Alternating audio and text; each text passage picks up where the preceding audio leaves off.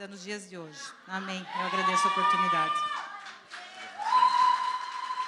Aleluia! Jesus falou que uma fé do tamanho de um grão de mostarda é capaz de mover montanhas. Se ela move montanhas, o que ela não faz com uma doença? Mas hoje eu estou aqui para trazer uma palavra para aumentar a sua fé. Aleluia! Vamos orar mais uma vez? Feche os olhos aí no seu lugar. Agradece ao Senhor pelo dia de hoje. Fala ao Senhor qual é a sua expectativa. Pai, nós louvamos o Teu nome, nós exaltamos aquele que vive. Não servimos a um Deus morto, mas um Deus de vida.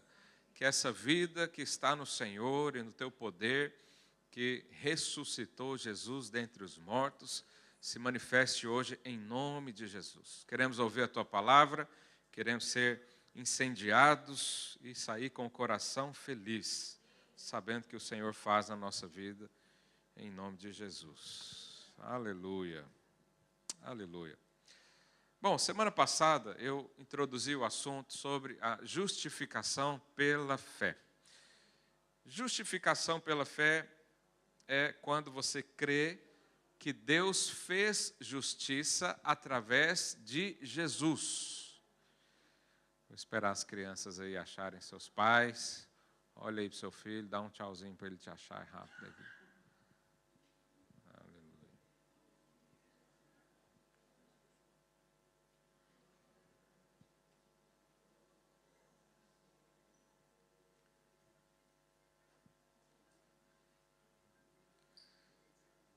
Se for para mim, fala que eu não posso agora. Aleluia. Quantos estavam aqui domingo passado?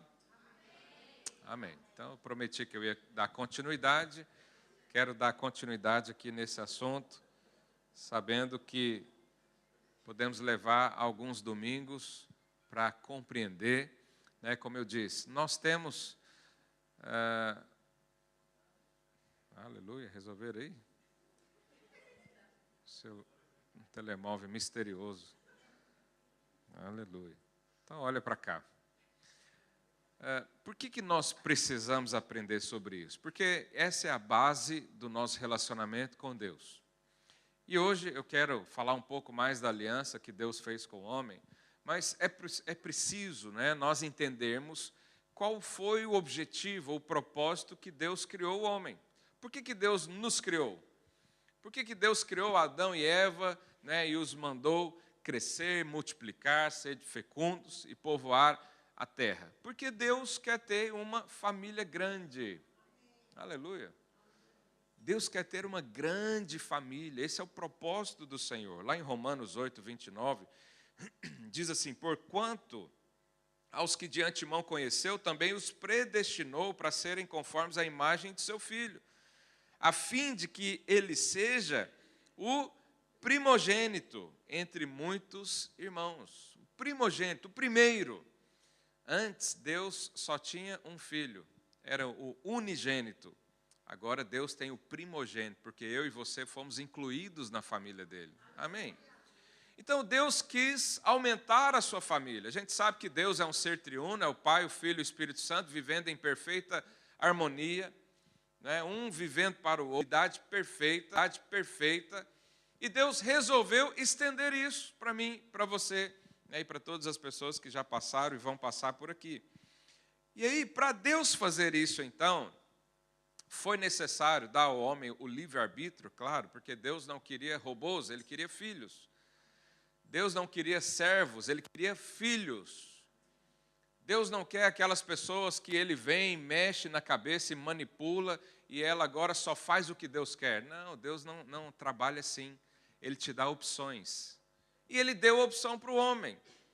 E eu quero falar rapidamente aqui de 3 começos que Deus fez com o homem. Primeiro foi em Adão. A Bíblia diz que Deus, conversando ali com a Trindade, né, o Espírito Santo, o Filho Jesus, Ele diz: façamos o homem a nossa imagem e semelhança. Façamos. É uma obra plural, uma obra coletiva. Né? Então Ele começou ali com Adão. fez Adão, a sua imagem e semelhança, tinha relacionamentos com Adão diariamente. Por quê? Porque o Senhor nos criou para nos relacionar com Ele. Amém? Você tem relacionamento com Deus? Ou Deus para você é uma energia positiva, ou é um ser lá, né, sentado no alto sublime trono, com a vara na mão e às vezes dá uma varadinha em você quando você sai da linha. Né? Qual é a imagem que você tem sobre Deus? Jesus nos apresentou um novo nome. Você sabe, a Bíblia tem vários nomes de Deus, né, que diz, desde o Velho Testamento até o Novo. Mas Jesus apresentou um novo nome de Deus. Quando Ele nos ensinou a orar, Mateus capítulo 6, Ele diz, quando vocês orarem, faça assim. Qual foi a primeira palavra que Ele disse na oração? Pai. Então nós temos aqui uma referência. Como é que é o meu relacionamento com Deus? É um relacionamento de pai para filho. Então, pai, eu sei que na sociedade essa função está muito desvirtuada e há muitos maus pais por aí. Mas vamos pegar os bons. Né? Isso nos mostra de um relacionamento saudável, um relacionamento contínuo, diário. Né? O normal é a criança ter o relacionamento com o pai diariamente. O normal é ela ter abertura e chegar lá no pai, e abraçar o pai, e ter relacionamento com o pai. Né? Você não chega no seu pai, como alguns chegam diante de Deus. Né? Já viu aqueles irmãos, vão fazer aquela oração rebuscada, e eles chegam, Senhor dos céus, Criador dos céus e da terra, majestoso em virtudes e em poder, aqui estou. Você fala assim com o seu pai? Já pensou? Eu vou lá, Senhor Wilson Oliveira da Silva, aqui estou humildemente para te dar bom dia. Você faz isso? Hã? Mas por que o relacionamento, então, com Deus tem que ser algo assim, muito complicado, complexo, distante? Não é para ser assim mais. O Senhor Jesus nos aproximou de Deus, aleluia. Fala isso aí para o seu vizinho, Jesus te uniu ao Pai. Você tem um novo Pai agora.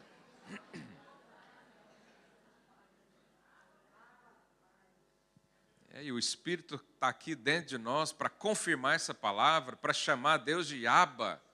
Abba é o que as crianças do povo judeu usam para chamar o pai de papai, ou pai querido.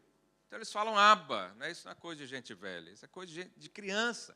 Abba, pai, quer dizer, paizinho querido, eu tenho intimidade com o Senhor.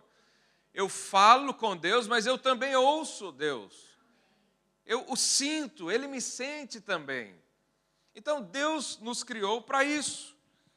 Mas você sabe a história, o homem preferiu ouvir uma serpente do que o próprio Deus. E talvez eu e você lá faríamos a mesma escolha. A primeira tentativa, então, vamos dizer assim, ou o primeiro começo, não deu certo, porque o homem não escolheu continuar com Deus. Ele preferiu conhecer as coisas do mundo. Ele preferiu ouvir alguém que nem era da família dele, que era ali a serpente. Existe uma tendência natural do homem de seguir a sua própria vontade. Acredite, se você der margens à sua própria vontade, você vai morrer sozinho no fundo do poço, sem nada e ninguém à sua volta. Porque essa é a natureza pecaminosa do homem. Por isso, o apóstolo Paulo diz para a gente ter o mesmo sentimento que houve em Jesus Cristo, que sendo Deus, não usurpou ser igual a Deus, mas se esvaziou. Você sabe o que é esvaziar de si mesmo? É não seguir a sua vontade. Eu estou com vontade de fazer uma coisa, mas Deus está te chamando para outra, aí você escolhe se você vai seguir a vontade de Deus ou se você vai seguir a sua. Quem segue a sua própria vontade, já está na Bíblia aqui qual é o final. Mas quem segue a vontade de Deus, também está aqui o final. Outro dia eu falo sobre isso. O fim dos tempos, aleluia. Está chegando. Em Mateus 6,10, na oração do Pai Nosso, Jesus falou, venha o teu reino, faça-se a tua vontade, assim na terra como é no céu. Essa é a vontade de Jesus para nós, que a nossa oração seja, Deus, qual é a tua vontade? Não é a minha não, é a tua. muitos usam Deus como um amuleto de sorte. Alguém tem $1 aí na carteira para dar sorte? Você já viu isso? Tem gente? Um pé de coelho, um trevo de 4 folhas, simetricamente perfeito. Mas tem muito que não tem isso, mas ele diz o seguinte: Deus, eu quero ir para tal lugar, me abençoa. Eu quero casar com tal pessoa, vem cá e abençoa esse negócio. Eu quero fazer isso. Aí Deus fala, não, eu tenho algo melhor. Você fala, não, mas eu quero isso aqui. São crianças. Falei para o seu vizinho, amadurece, irmão. Não estou chamando ninguém de imaturo, não. Mas isso é coisa que os meus filhos fazem. Vai lá trocar de roupa. Eu não quero. Aí fica a minha palavra e a dela. Aí você vê quem manda na casa, né? Aleluia. Depois, irmãos, então Deus não conseguiu em Adão fazer o seu projeto, porque Adão desvirtuou, escolheu outra coisa. Deus então deixa passar um tempo, passaram 9 gerações, até chegar um sujeito que chamava Noé. Em Noé, Deus percebe que a humanidade está terrível. 9 gerações, irmãos. A geração naquela época não era assim de 80, 100 anos, não. Noé, quando Deus o chamou para construir a arca, ele tinha quantos anos? 500 anos. Ele já era um senhor. E não pensa que 500 anos, né, para alguém que viveu 900, igual Matusalém, 969, se eu não me engano. Ele não era jovem aos 500, não, ele já era velho. Só que naquela época a coisa durava, né, mais tempo. Aí Deus chama Noé. Gênesis capítulo 6, verso 5, diz assim, viu o Senhor que a maldade do homem, diga a maldade do homem, se havia multiplicado na terra, que era continuamente mal todo desígnio do seu coração. Sabe, eu e você nascemos assim. Nós nascemos maus. O salmista diz que no pecado concebeu minha mãe. Por isso que todo mundo precisa se converter, porque todos pecaram e carecem da glória, da salvação. Todos precisam de Jesus. Amém? E aí Deus viu e fez um novo começo. Então Deus separou Noé, porque ele achou graça diante de Deus, né? Noé e sua família, ali, em torno ali de 7, 8 pessoas, separou um casal de animal de cada espécie e veio então o dilúvio, né? E exterminou todo o restante. E Deus começou de novo. Era uma nova oportunidade para o homem, então, começar a viver olhando para Deus, porque até aqui eles estavam muito distante do propósito de Deus. Porque Deus criou o homem para o relacionamento. Amém? E aí deu certo na geração de Noé.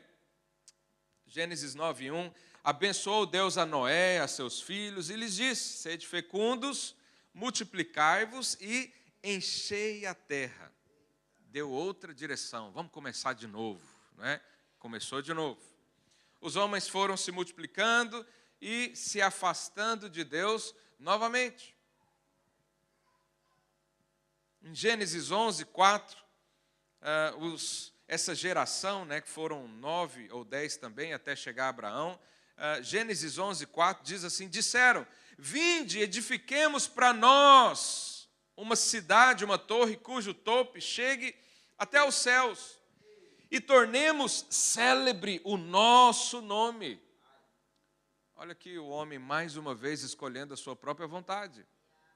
Ao invés dele abraçar o propósito de Deus, ao invés dele falar, vamos edificar algo sobre Deus, sobre a família de Deus, vamos fazer o que Deus nos ordenou, crescer, multiplicar, servir a Ele. Não, eles queriam construir uma cidade para eles mesmos. Toda vez que você quer edificar algo só para você, o final é morte. E aí Deus viu que eles estavam construindo a famosa Torre de Babel, não é? Fazendo tijolos lá, e e crescendo, e o Senhor falou, bom, esse povo aqui não para, eu vou ter que dar um jeito. Mas olha a expressão que eles usaram, edifiquemos para nós. Vamos olhar aqui só para nós. Deus, não estou nem aí para ele também não deve estar nem aí para mim. Eu sou o Deus da minha vida. Um dia, quando eu estava no seminário teológico lá em São Paulo, nós fomos fazer uma prova de campo e a gente tinha que entrevistar algumas pessoas na rua. E eu fui lá para a Avenida Paulista. Irmãos, a Avenida Paulista em São Paulo é um negócio complexo. Todo mundo que quer liberdade vai para lá. Então, você imagina o que tem lá. E eu fui entrevistar lá junto com outro irmão, um outro pastor aqui da Alemanha, e a gente entrevistou uma pessoa e perguntamos, o que é Deus para você? E a menina falou isso na nossa cara, eu sou o Deus da minha vida. Quase que eu perguntei, cadê a Torre de Babel aqui? Porque tá igual. Sabe, isso é morte. Por quê? Porque o homem foi criado para um relacionamento com Deus. Nós cremos que tudo vem de Deus, nós estamos aqui trabalhando para Ele, junto com Ele. Porque Ele também trabalha em nosso favor, Ele nos chamou para uma nova vida. Aleluia. Mas quando nós edificamos para nós mesmos, quando nós vivemos para nós mesmos, aí que está o problema. Nos afastamos de Deus. Então você estava indo bem com o Senhor no propósito, de repente algo brilhou aos seus olhos. E Deus falou, não, eu tenho algo melhor. Você fala, não, mas eu quero isso. Aí já começa o caminho da perdição. Então, quando um solteiro vive para ele mesmo, é um problema. A Bíblia diz para o solteiro cuidar das coisas de Deus. Quem está solteiro aí? Ergue a sua mão, deixa eu ver. E é tão impressionante que nós temos muitos jovens aqui na igreja e eles vivem aqui na igreja. Então, se deixar, dorme aqui, come aqui, né, faz festa aqui, aniversário, casamento, alguns. Eles vivem para isso, mas eu digo para você, é isso que Deus tem mesmo. Eu prefiro os meus filhos o dia inteiro aqui do que nas festas, sei lá com quem, fazendo sei lá o quê. É ou não é? É forte. E aí tem o casado também que vive para ele mesmo. Tem alguns que casam e parece que a ficha não caiu que ele é casado, né? Então ele tem ainda programações de solteiro. Ele é casado, mas tem programações de solteiro. Tem os amigos de solteiro, né? Os amigos lá do não sei onde. Tem as conversas de solteiro. Então viver para si mesmo é um problema. O dia que você casou, agora você vai viver para o marido e para a esposa. Teve filho, vai viver para os filhos. Entregou a vida a Jesus, vai viver para o Senhor.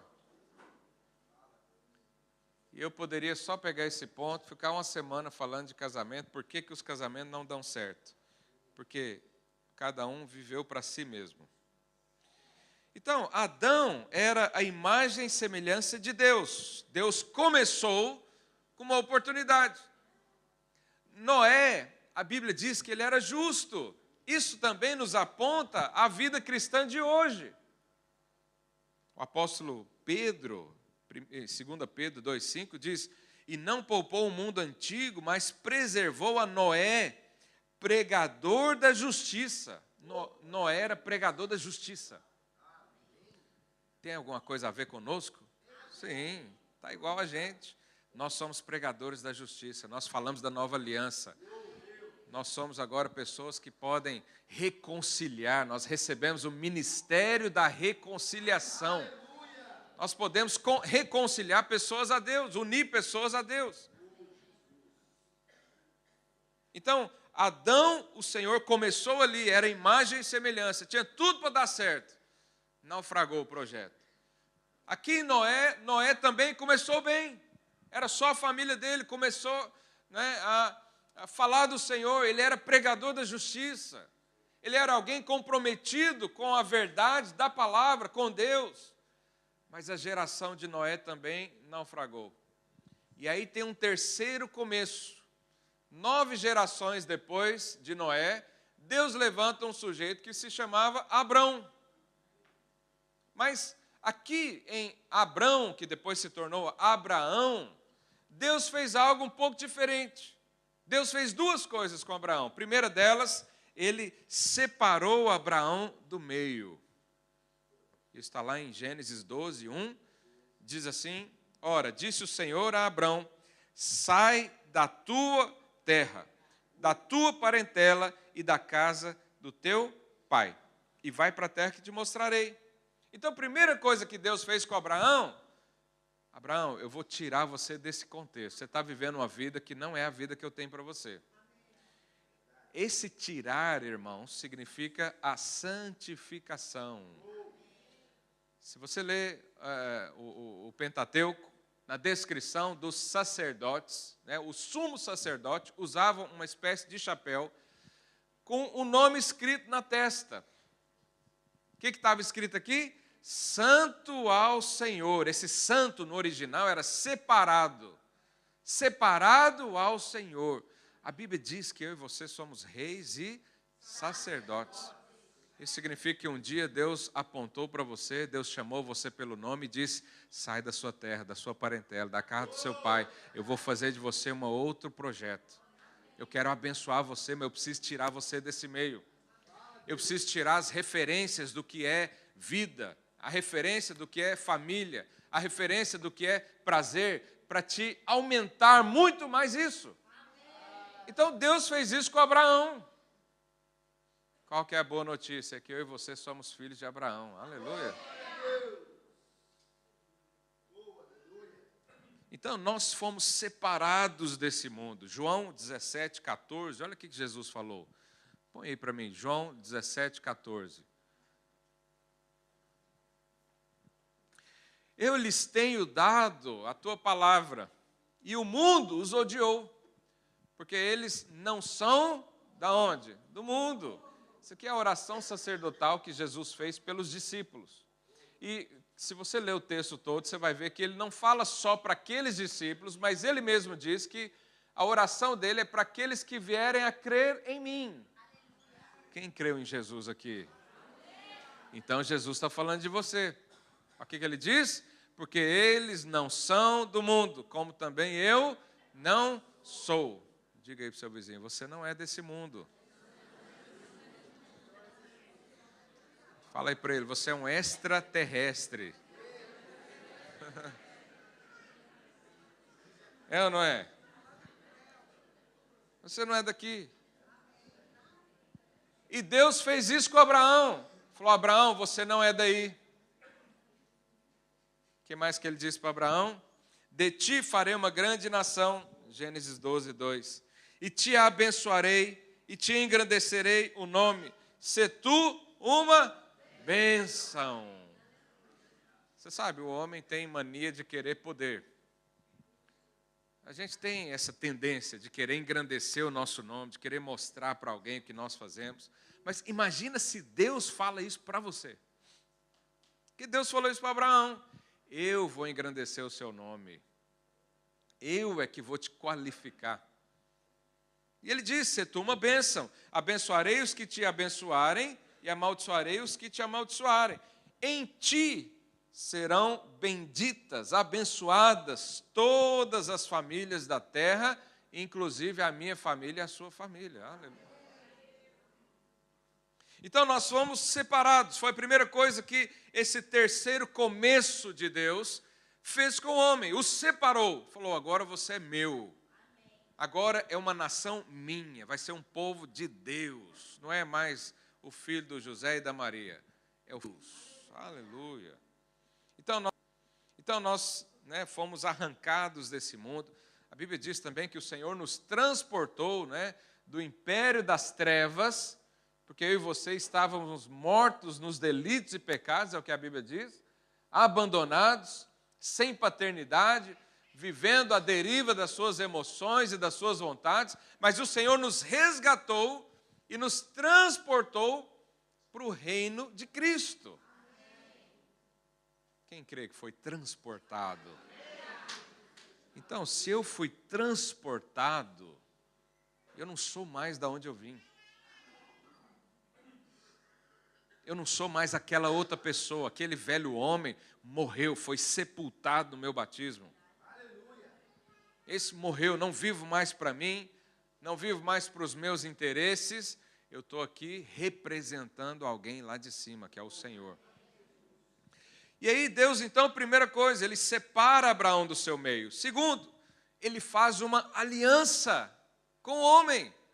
Então aqui é a primeira vez que Deus faz aliança. Em Noé, Deus também fez aliança, colocou lá o arco-íris, mas a aliança era com a terra.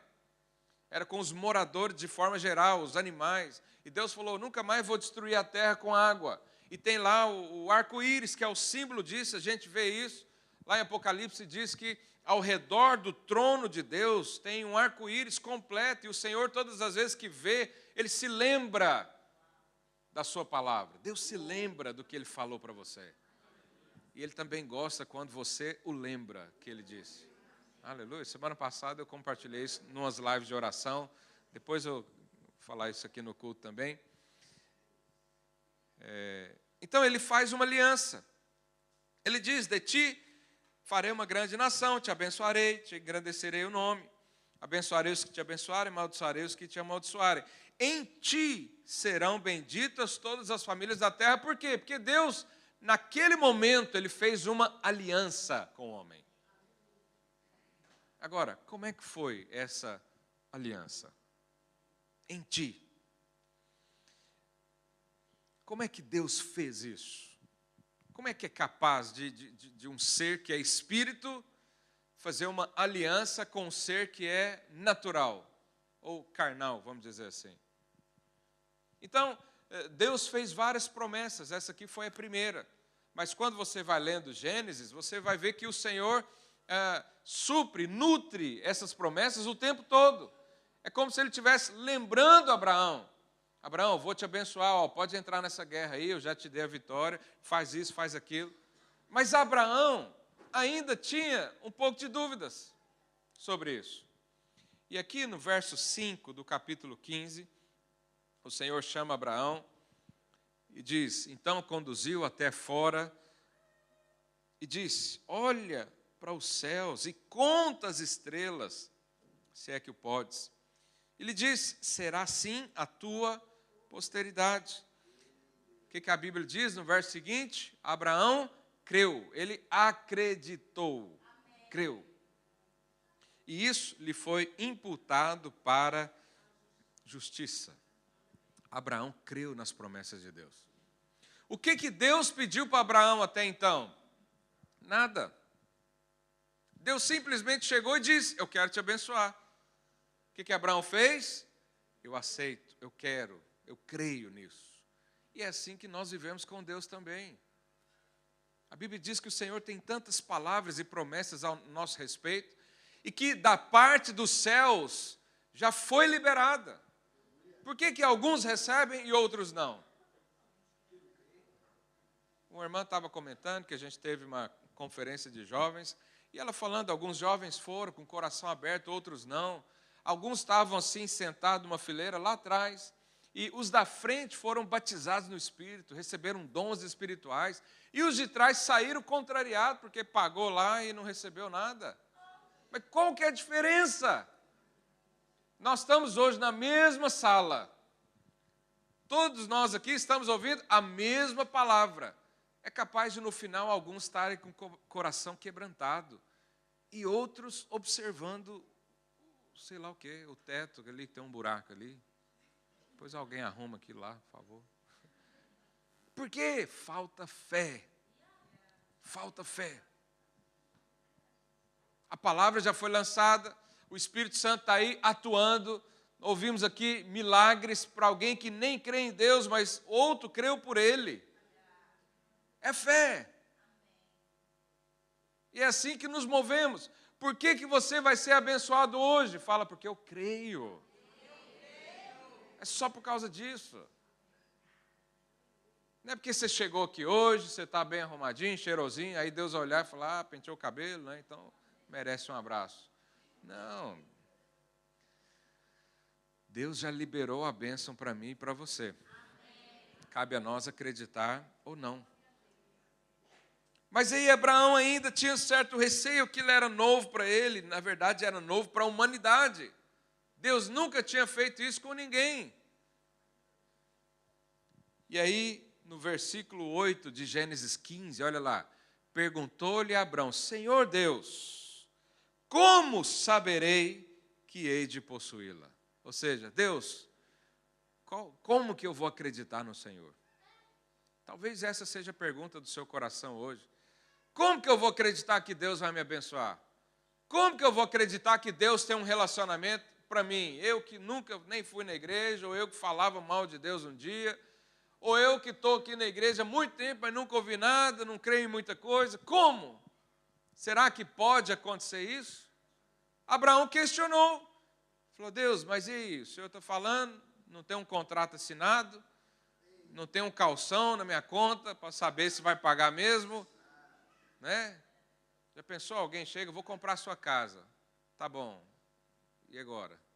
Cadê o dinheiro? Não, vou comprar. Pode ir que eu vou pagar. Alguém dá a chave? Toma aqui. Não, a gente quer saber.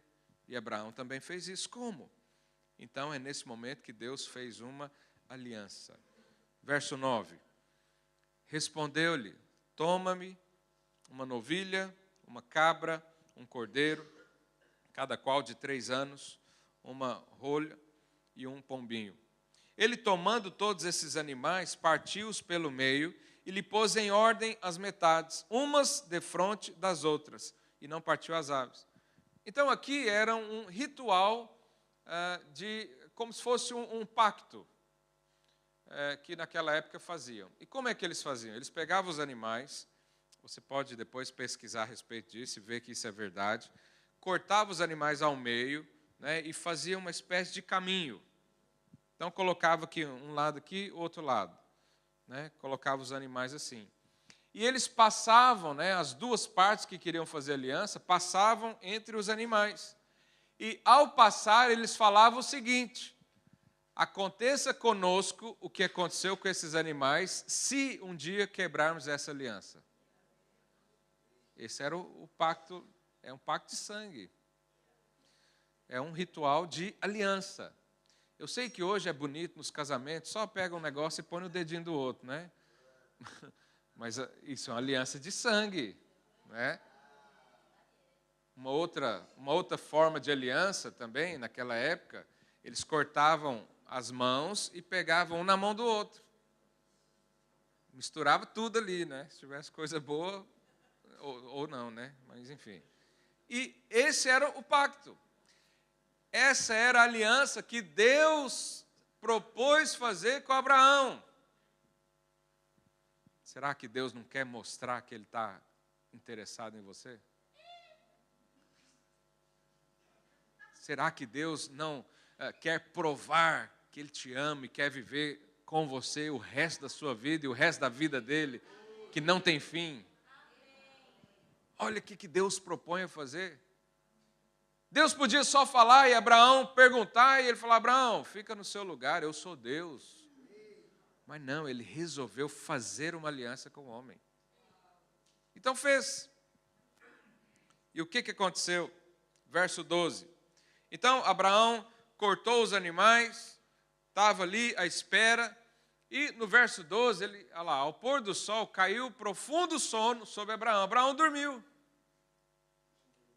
Eu preciso aqui de um Abraão. Ricardo. Um Deus. Davi, hoje você vai ser promovido. Então está aqui. Não, vamos inverter, porque eu acho que Deus é maior que o homem. Exato mesmo, é verdade. Então está aqui Abraão. E está aqui Deus. Aleluia. Chega para lá, o Senhor. Então, Deus... O pastor quer ficar distante de Deus. Deus está aqui propondo aliança. Vem cá, Davi, Abraão. Os animais estão aqui e os dois tinham que se unir e passar no meio para fazer aliança. Só que Abraão, o que aconteceu com ele? Dormiu. Dorme aí, Abraão. Abraão dormiu. E o que aconteceu? Não, é só brincadeira, não dorme não, ouve a palavra. Verso 17. E sucedeu que, posto o sol, houve densas trevas, e eis um fogareiro fumegante, e uma tocha de fogo que se passou entre aqueles pedaços. Aí no verso 18 diz assim: naquele mesmo dia fez o Senhor aliança com Abraão. Mas espera aí, eles não tinham que ter levantado? Eles não tinham que passar no caminho junto? Mas de repente fala que no caminho, para finalizar a aliança, passou um fogareiro fumegante e uma tocha de fogo. Passou aqui. E onde estava Abraão? Dormindo. Mas o que diz aí no verso 18? Olha lá. Naquele mesmo dia fez o Senhor aliança. Deus fez aliança com Abraão, sem Abraão.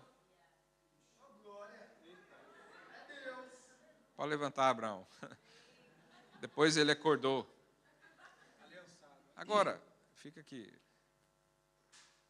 O que é esse fogareiro fumegante e essa tocha de fogo que passou aqui no meio? Lá em Êxodo 20, verso 18, tem uma menção quando Moisés está ali diante de Deus, que diz assim: todo o povo presenciou os trovões e os relâmpagos e o clangor da trombeta e o monte fumegante. E o povo observante se estremeceu e ficou de longe. Verso 21. O povo estava de longe em pé, Moisés, porém, se achegou à nuvem escura. Onde? Quem estava lá? Quem que era esse monte fumegante? A presença de Deus. Deus. Então, o fogareiro fumegante era Deus. Vem cá, Deus. Ele passou aqui no caminho, os animais estão divididos ao meio. Deus está fazendo aliança. Com quem? Abraão. Mas Abraão estava onde? Dormindo. Mas depois que Deus passou, aí a Bíblia diz também da tocha de fogo. Tocha de fogo, esse termo original, tocha, significa algo reluzente, brilhante. Como uma pedra brilhante. E lá em Apocalipse tem uma descrição, Apocalipse 1:12, quando João vê o Cordeiro. O que ele diz? Voltei-me para falar com quem falava comigo, e voltando vi 7 candeeiros de ouro, e no meio dos candeeiros um semelhante ao Filho de Homem, com vestes talares e cingido à altura do peito, com uma cinta de ouro. A sua cabeça e cabelos eram brancos como alva lã, como neve. E os seus olhos eram o quê? Tochas de fogo. Tochas de fogo. Então, volta aqui, Senhor. Deus está aqui fazendo aliança com esse sujeito, com Abraão. Mas como é que Abraão estaria à altura de fazer uma aliança com Deus? Como é que ele poderia garantir, que você lembra qual que era o juramento da aliança? Aconteça comigo o que aconteceu com esses animais se eu não cumprir essa aliança. Será que Abraão poderia falar isso para Deus? Deus podia falar isso para Abraão? Sim, porque ele é Deus, ele é perfeito. Mas Abraão podia falar isso para Deus? Não. Então aqui entrou Jesus na história. Vem cá, Jesus. Ele era alvo, branco como a neve. Aleluia.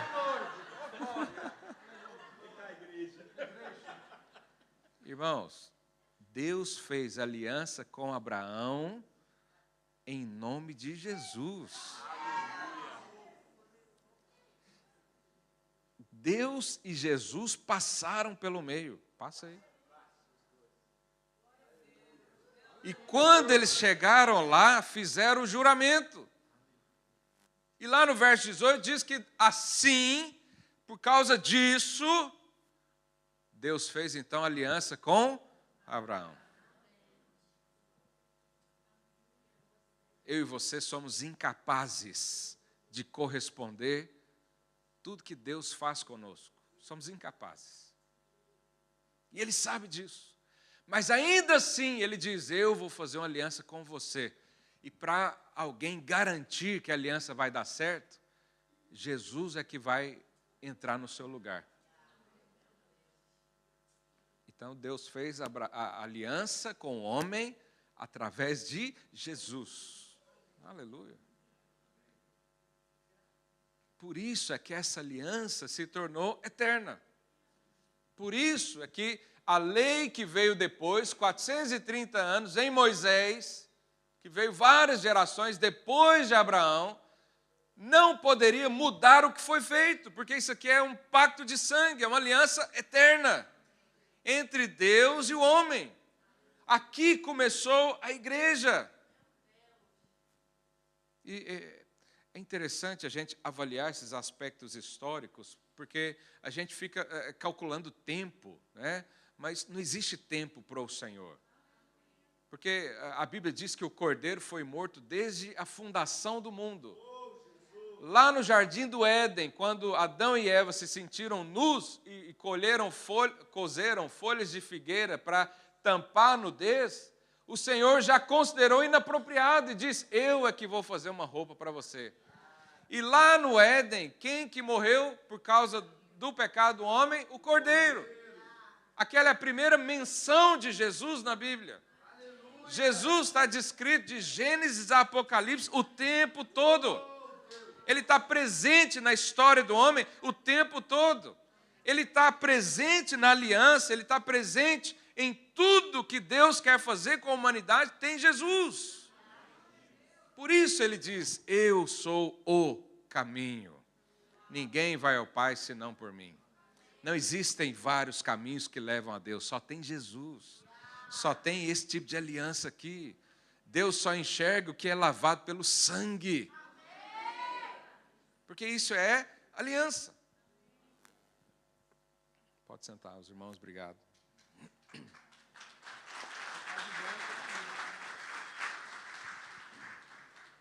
Então, esse foi o terceiro recomeço de Deus para cumprir o propósito original, que é manter comunhão com o homem.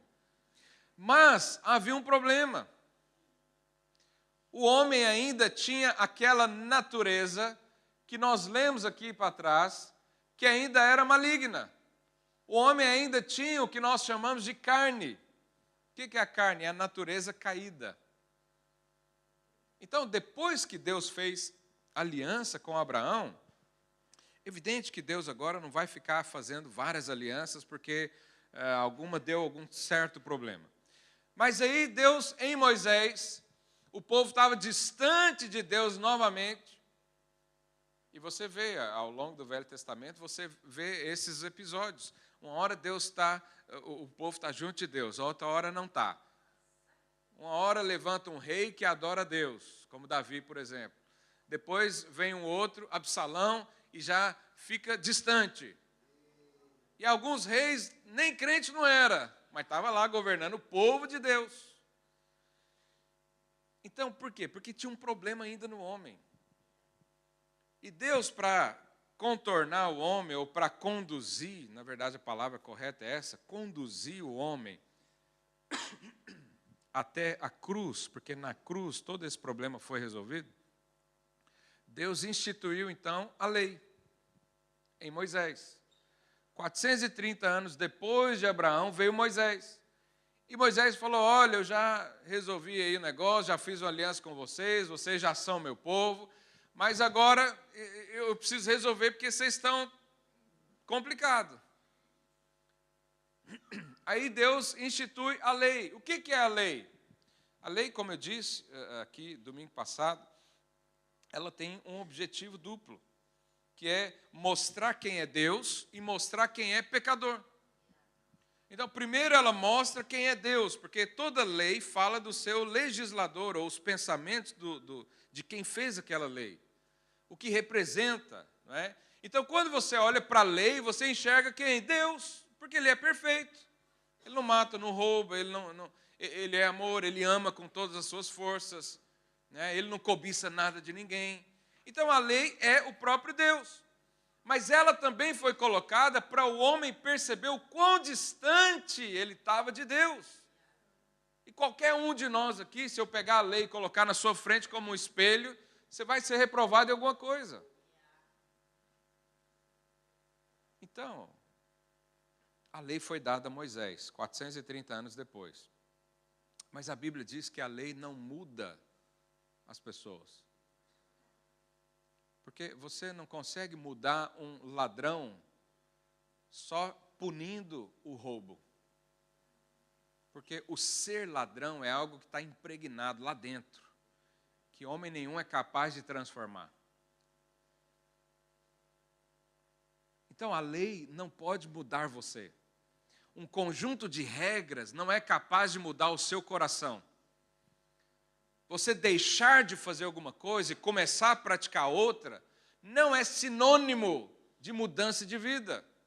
Você pode fazer isso por responsabilidade, você pode fazer isso por medo. Por que você não mata alguém? Porque vai preso. Porque se pudesse matar, tenho certeza que ia ter muito de assassino aqui. Começar de mim. Eu tenho uma meia dúzia de gente aí que se eu pudesse... Eu sou pastor, eu sou pela vida, pela paz, aleluia. Por que eu nunca matei? Porque se eu matar eu vou preso, eu não quero ser preso. Mas se pudesse, né? Então você vê que o fato de eu não matar não significa que eu sou bonzinho. Quando a lei diz não adulterarás, né, o que Jesus teve que reformular essa questão? Porque os homens da época, eles não adulteravam, mas ficavam comendo pelos olhos. Já viu isso? Não, nunca adulterei. Porque não teve ocasião, né? Porque às vezes o cabra é feio demais e nunca teve uma oportunidade. Mas também porque ele diz, não posso fazer. Mas o coração quer. É aí que está o problema. O olho quer. As mãos ficam coçando. E aí Jesus falou, esse negócio de, não toquei em ninguém, estou limpo, não é verdade não. Porque só se você desejar, você já está com problema. Porque o problema é interior. A manifestação, o ato em si, só mostra o que está lá dentro. A pessoa só matou porque lá dentro tem um assassino em potencial. A pessoa só roubou porque teve a oportunidade, porque lá no coração é ladrão. Entende que o fato de ter uma lei não muda a sua vida. Você não é mudado porque leu agora os 10 mandamentos, e agora eu vou cumprir os 10 mandamentos, que na verdade isso é só um resumo, né? São mais de 600 mandamentos que existem na Bíblia. Então, vamos cumprir tudo e está tudo bem. Não! Eu e você precisávamos morrer e nascer outra pessoa para se relacionar com Deus. E sabe o que Jesus veio fazer na cruz? Exatamente isso. Ele veio na cruz, foi amaldiçoado, as nossas doenças foram sobre ele, as nossas maldições foram sobre ele. As dívidas do nosso nome foram sobre ele, e ele morreu por mim, morreu por você. Era a única forma de eu e você nos relacionarmos com Deus. Era a única forma. A gente não poderia ser consertado pela lei. Então a gente teve que morrer e nascer de novo. E é isso que a palavra de Deus diz. Agora, lá em Gálatas, o apóstolo Paulo fala algo interessante para a gente começar a pensar nisso também. Ele diz o seguinte, Gálatas 3, 23. Mas antes que viesse a fé, ou seja, antes de Jesus, no Velho Testamento, estávamos sob a tutela da lei, e nela encerrados para essa fé que de futuro haveria de revelar-se, de maneira que a lei nos serviu do quê? De aio. Primeiro ele diz que nós estávamos sob a tutela da lei. O que é tutela? É algo que te acompanha, ou algo que... esse aio, é interessante que o apóstolo Paulo usa isso, porque naquela época os gregos e os romanos, os que tinham mais posses, né, mais condição financeira, eles contratavam escravos para acompanhar os filhos, os mais moços, os mais jovens. Então, por quê? Porque aquele menino ainda não tinha uma ideia na cabeça, ainda não podia sair sozinho, ainda não podia herdar nada, porque ele era imaturo. Então, o aio, vamos imaginar que o pai morre na guerra e está lá o filho, vai herdar a herança de toda a família. Não é? Isso acontece também com reinados. O rei morreu, o filho ainda é criança, alguém vai ser um tutor daquele menino. Alguém vai acompanhar aquele menino. Alguém vai o proteger, vai o segurar para ele não fazer besteira. Alguém vai dar juízo na cabeça dele para ele não gastar tudo. Então isso era um aio. Era alguém que acompanhava aquela criança até ela atingir a maioridade. E quando ela tinha, então, consciência, responsabilidade, maturidade para ser homem, aí não precisava mais do aio. Aí o apóstolo Paulo diz que a lei era o nosso aio. A lei era só para mostrar que existe um Deus e que eu e você precisamos de Deus. A lei é só para dar um caminho, para dizer, vamos ajustar aqui, não faça isso, não faça aquilo, viva de tal forma. E às vezes você nem entende o porquê, mas você está ali seguindo. E Paulo diz, a lei serve para te acompanhar até quem? Cristo. Porque Cristo é a maturidade do cristão. Cristo, então, ele é o fim da lei e o início de uma vida abundante. Depois que você chega em Jesus, depois que a criança amadurecia, não precisa mais do aio. Depois que nós já encontramos a vida, eu não preciso mais de um conselheiro. Eu não preciso mais de um conjunto de regras se eu encontrei com a própria vida e agora eu vivo com Ele. Então a regra já não serve mais para mim. Não porque eu vou fazer o que eu quero da vida, mas é porque agora eu tenho regras muito mais superiores. Antes eu ficava pegando um livro e sabendo o que fazer ou não. Agora eu tenho a vida como exemplo dentro de mim e Ele fala aos meus ouvidos todos os dias.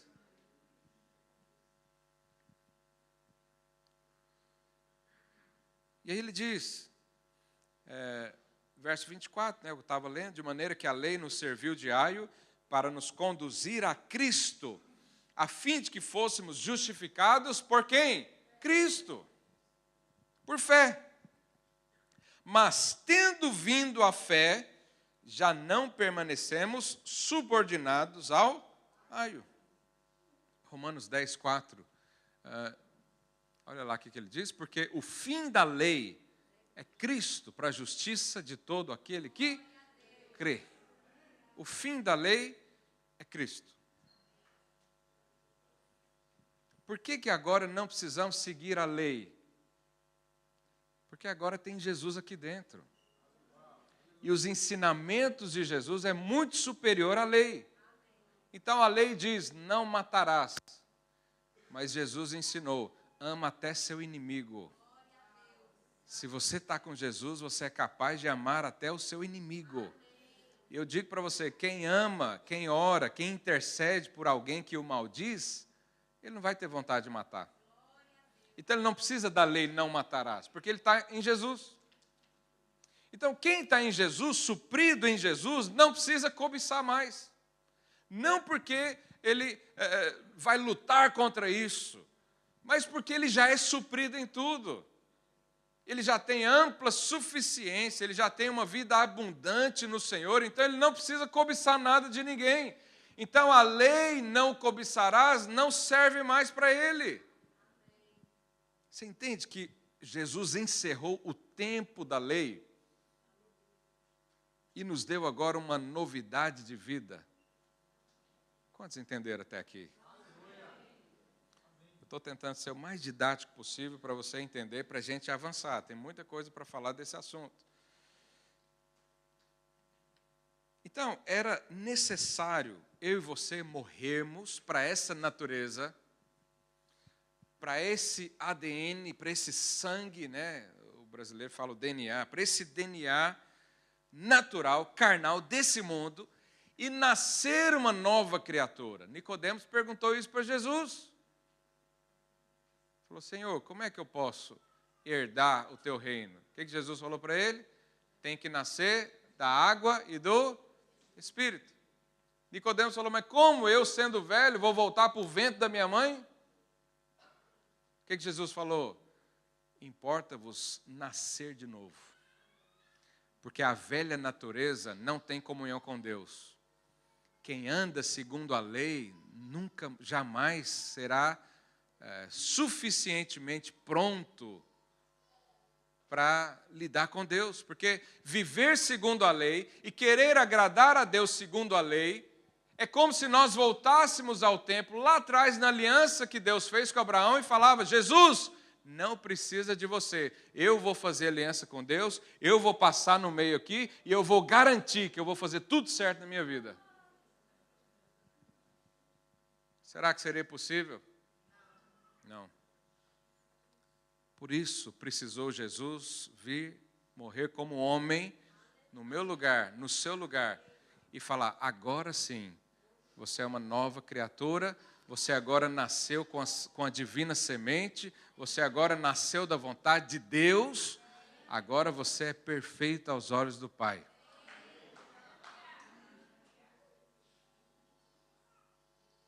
Aleluia.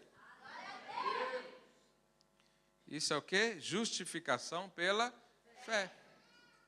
Ou seja, eu não sou justo porque eu obedeço os mandamentos, eu sou justo porque Jesus veio, obedeceu no meu lugar, foi amaldiçoado por causa de mim, pagou pelo preço da quebra da aliança, porque o homem quebrou a aliança. Jesus pagou, consertou tudo, e ainda fez uma nova aliança. A partir de Jesus para frente, Deus não olha mais a transgressão da lei. Ele olha você como revestido de Cristo, como alguém que foi lavado pelo sangue de Jesus. Ele olha para você, ele não vê o seu problema, ele não vê sua falha, não vê o seu defeito, nem sua iniquidade, e nem fica medindo o seu pecado. Ele olha para você como filho. Por isso Jesus falou, pode chamar Deus de Pai. Pode relacionar a Deus com todo o seu ser. Pode amar a Deus e se entregar para Deus. Pode chegar diante do trono da graça e receber tudo que Deus tem para você. É só crer. Está aí a dificuldade. É só crer. A gente quer fazer alguma coisa, a gente quer pagar um preço, a gente quer compensar algo. A gente não quer receber de graça. Não sei você, eu fico muito desconfortável quando alguém me dá algo de graça. Eu não fiz nada. Não, peraí, deixa eu... alguém vai no restaurante, me leva lá, não, eu vou pagar a conta. Eu falo, não, vamos pagar metade pelo menos. Se a pessoa insiste, eu já paro também, né? Não vou recusar a bênção do irmão. Mas é desconcertante receber de graça. Porque nós fomos condicionados a viver pela lei. Ou seja, faz sua parte que Deus vai fazer a dele. Mas não foi isso que Deus fez com Abraão. Ele falou, Abraão, dorme aí que nem parte sua não existe. Você não tem condições. Eu sou rico demais para vender e você é pobre demais para comprar. Eu vou te dar.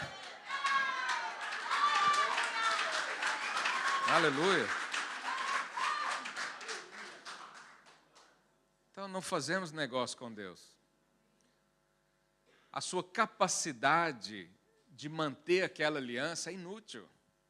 A sua capacidade de se tornar alguém bom, mudando os seus comportamentos, é inútil. É só dar uma oportunidade, a carne maldita grita. Por isso que nós somos chamados agora para viver no Espírito, não na carne. Porque quem viver na carne está enrolado. Por quê? A Bíblia diz lá em Romanos 8, 5, vou terminar já, os irmãos do louvor podem subir. Porque os que se inclinam para a carne cogitam das coisas da carne. Mas os que inclinam para o Espírito cogitam das coisas do Espírito. E Deus é o quê? Fala para mim. Espírito. Então, a vida com Deus é a vida no Espírito. Quem quiser viver com Deus na carne, não vai viver.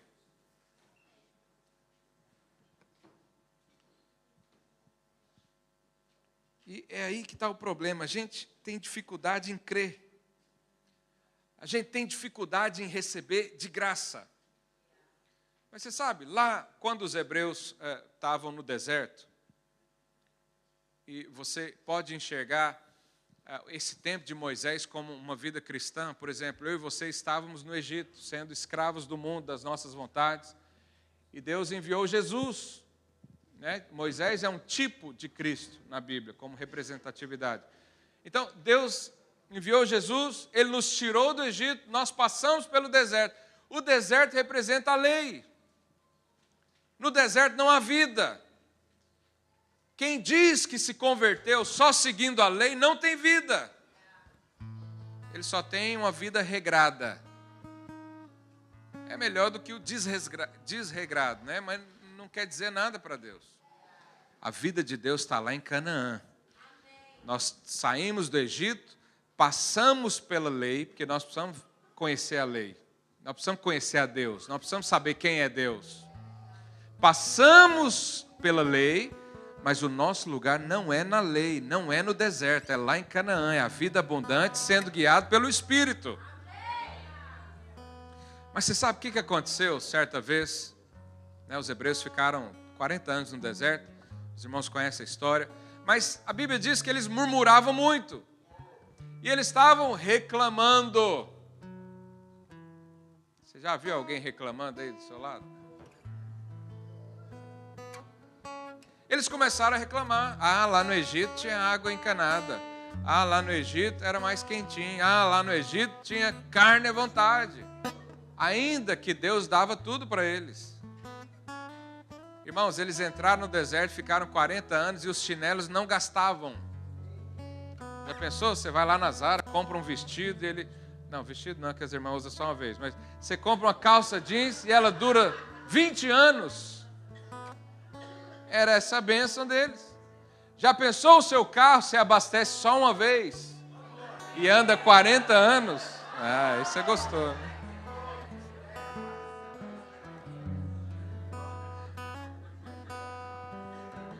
Então, era assim os hebreus no deserto. Eles queriam água. Moisés foi lá, feriu a rocha, saiu água da rocha, era Jesus. Eles queriam comer, Deus mandou o maná, estava lá, todo dia tinha maná para todo mundo, podia comer até sair pelo ouvido. Eles queriam carne, Deus mandou as codornizes voarem embaixo, eles pegavam com a mão, não usavam nem estilingue. Ainda assim, reclamavam. À noite, Deus colocava uma coluna de fogo por cima para aquecer. E durante o dia, colocava uma nuvem parada, acompanhando para dar sombra o dia inteiro. Esse era Deus cuidando do povo no deserto. O que eles fizeram? Reclamaram. O que aconteceu? A reclamação atraiu maldição. Cobras, serpentes, começaram a picar e matar as pessoas. Moisés orou, porque o povo intercedeu. O povo falou: Moisés, ora aí, a gente não quer morrer não. E aí Moisés intercedeu. O que Deus falou para Moisés? Moisés, pega, faz uma serpente de bronze, põe numa haste, e qualquer pessoa que for picado por cobra, olhar para a serpente de bronze, vai ser curada e não vai morrer. Vamos ler isso? Números 21, 8. Disse o Senhor a Moisés: faz uma serpente abrasadora, põe-no numa haste, e será que todo mordido que a mirar, a olhar, viverá. Então, você estava lá, uma cobra picava, né? Dependendo da cobra, não dá nem tempo de chegar no hospital. O que eles tinham que fazer? Ir lá na serpente de bronze. Fazer o quê? Dar uma oferta lá? Conversar?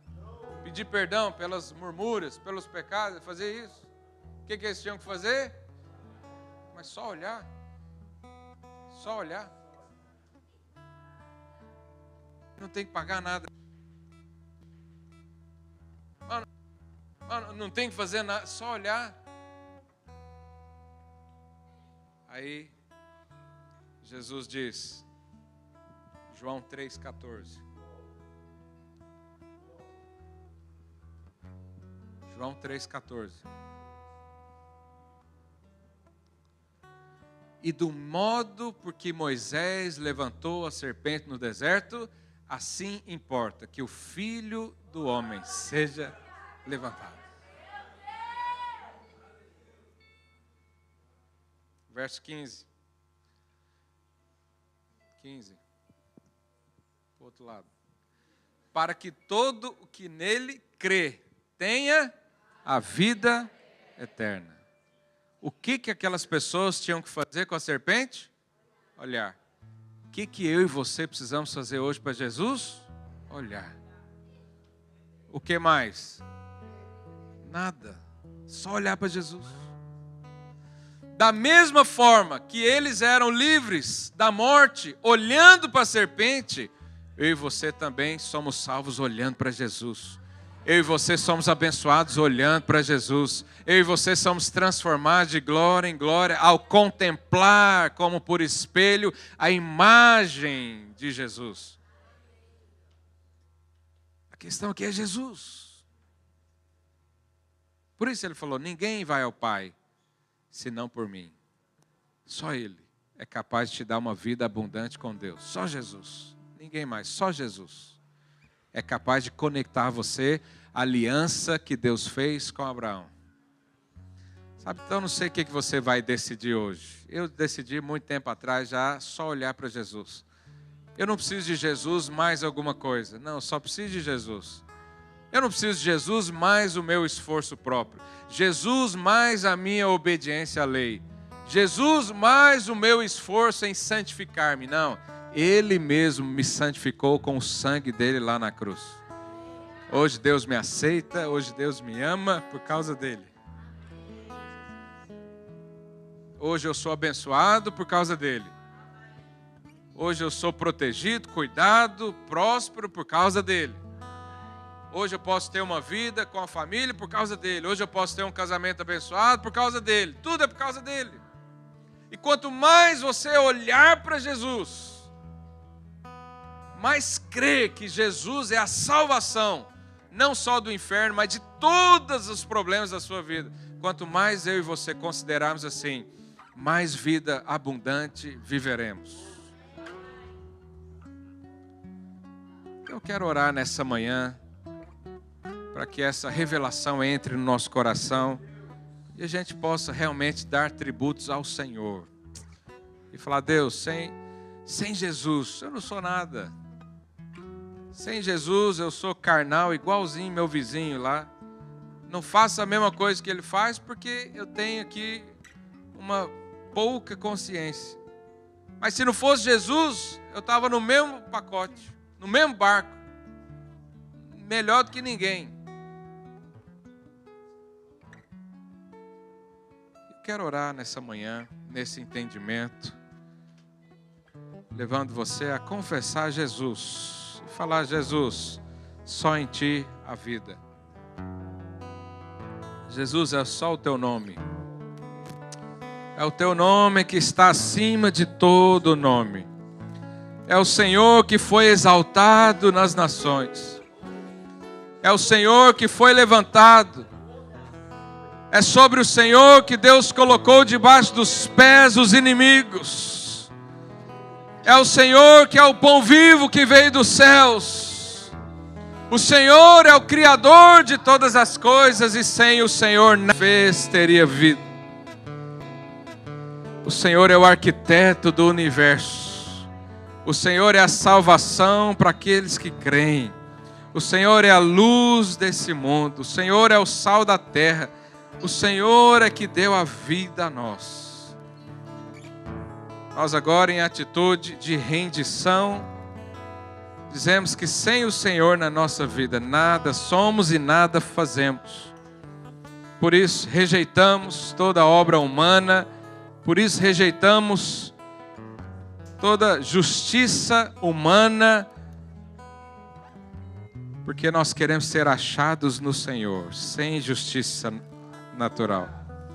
Nós queremos ser achados no Senhor, confiados pela fé de que o Senhor fez a obra na nossa vida. E como o Senhor disse na cruz, está consumado. Hoje eu creio que tudo que era necessário para a minha vida, através do Senhor foi feito. E eu desfruto agora da vida abundante. Eu desfruto agora da vida completa, da bênção completa, porque o Senhor fez